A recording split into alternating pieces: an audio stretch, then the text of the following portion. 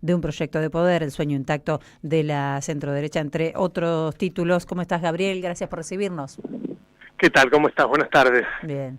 Bueno, se nos complica bastante a veces entender en qué momento estamos, ¿no? Porque si uno mira algunos medios de comunicación, la mayoría diría está saliendo muy bien el plan económico de Javier Milei y hay esperanzas a futuro de que la situación mejore. Si uno mira un poco más la calle por ahí y habla un poco con los laburantes, parece que la cosa viene un poco más lenta. ¿Qué está pasando?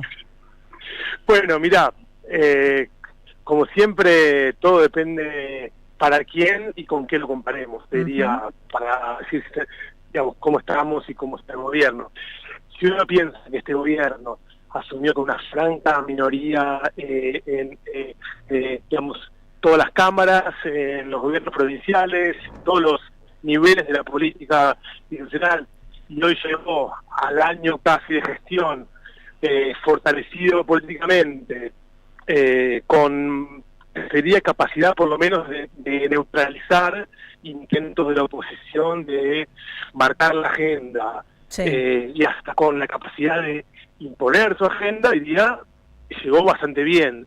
Si a eso le sumamos que hizo el ajuste quizás más brutal en términos sociales y económicos de las últimas décadas, en democracia sin duda, con pocas compensaciones, salvo para los sectores más bajos, que sí es cierto que la UH se mantuvo, digamos, siguió el ritmo, digamos, de inflación, pero sabemos también que la inflación tiene muchos componentes y que hay un componente de la canasta básica que aumentó mucho. Bueno, en fin, hay cierta complejidad ahí, pero en todo caso, sabiendo todo esto, que el gobierno llegue al año con relativo control de la calle y con relativa paz social, también parece ser un logro de, digamos, el gobierno, que además tiene enfrente, yo diría, una oposición político-partidaria en un estado deliberativo y de organización con un final muy abierto, y tiene una posición social con muy baja legitimidad pública y con muchas dificultades para articular una respuesta frente al gobierno. Lo que vemos por ahora es o el repliegue o la negociación, digamos, ¿no? Son las dos estrategias que vemos más comunes. Ahora, sobre digamos, la segunda pregunta, creo que también es claro que si uno piensa en la baja de la inflación sustantiva, diría, en los últimos meses y sostenida, si uno piensa en el control del precio del dólar, y si uno piensa en un frente externo más o menos calmo, diría que el gobierno también tiene cosas para digamos, dar buenas noticias a su gente. Ahora bien, esto por supuesto es a costa de ampliación enorme de las desigualdades, a costa de una captura de ciertas rentas por sectores muy concentrados de la economía. Esto es a costa de la ampliación de las brechas de ingresos de una manera muy, muy notable y de una gran desprotección social en algunos sectores, como por ejemplo los jubilados. Entonces digo, y eso nos parece que esté entre las prioridades del gobierno corregirlo, digamos, ¿no? No, al contrario, porque mirás el presupuesto 2025, mirás los lineamientos para el año que viene y van a la baja. Es que si vos pensás, yo no soy, digamos, alguien que sabe especialmente de eso, pero si vos mirás cuál es la gran diferencia de este plan económico de ajuste de otros planes económicos de ajuste, básicamente el ancla fiscal. O sea, el gobierno lo que hizo fue reducir drásticamente el gasto público y el déficit, digamos. Eso es lo que lo diferencia, por ejemplo, del intento de Macri, que hizo el ajuste, pero sin, digamos, sin reducción, digamos, el gasto, con lo cual tuvo tuvo más inconsistencias y menos variables que podía manejar. Entonces yo te diría, eso parece que es el ancla de la que se sostiene el gobierno por ahora para mantener como el control de la economía.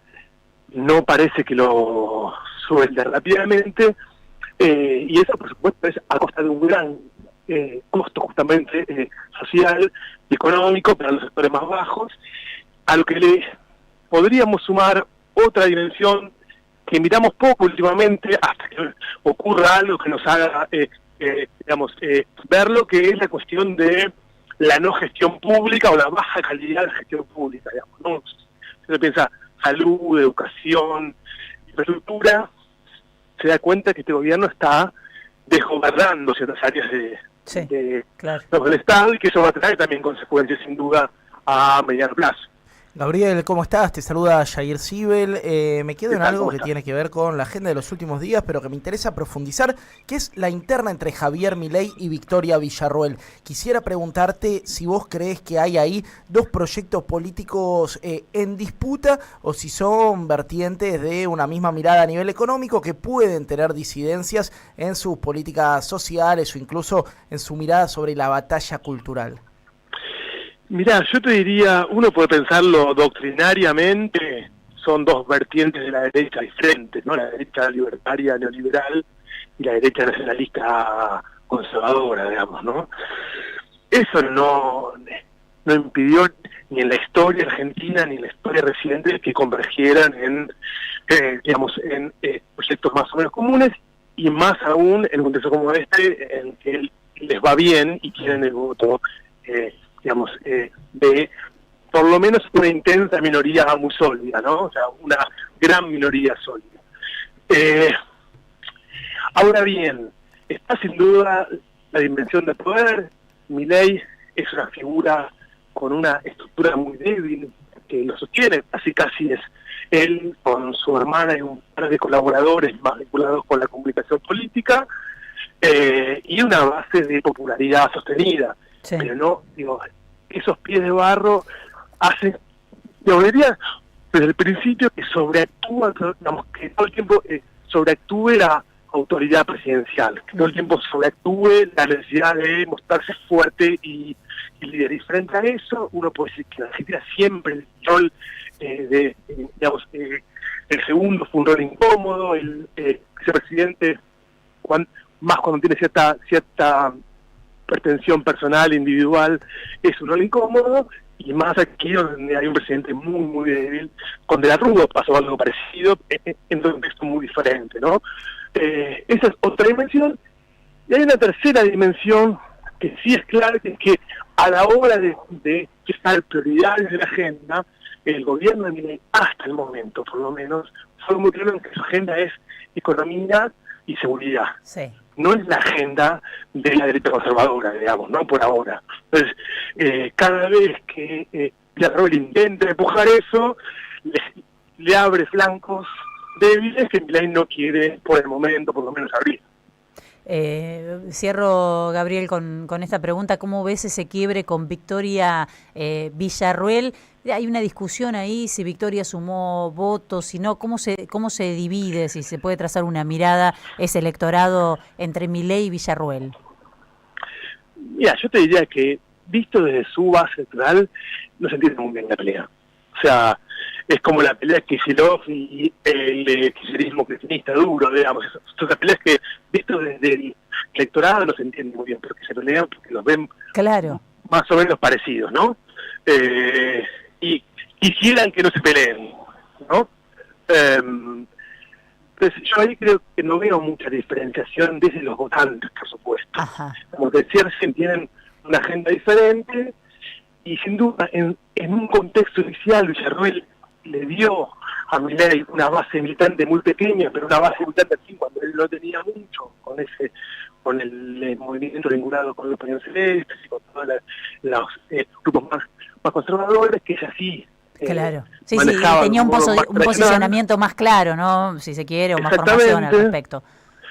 Pero hoy en día hay que ver cuánto eso le hace falta a Milei ya en este contexto desde el gobierno, digamos, ¿no? Entonces yo creo que ahí es mucho menos dependiente de ella y se lo hace notar todo el tiempo. Claro. Gabriel, siempre es un lujo escucharte. Muchísimas gracias por recibirnos hoy. Un placer. Hasta luego. Hasta la próxima. Estamos escuchando a Gabriel Bomaro, doctor en Sociología, investigador del CONICET, director de la maestría en Sociología.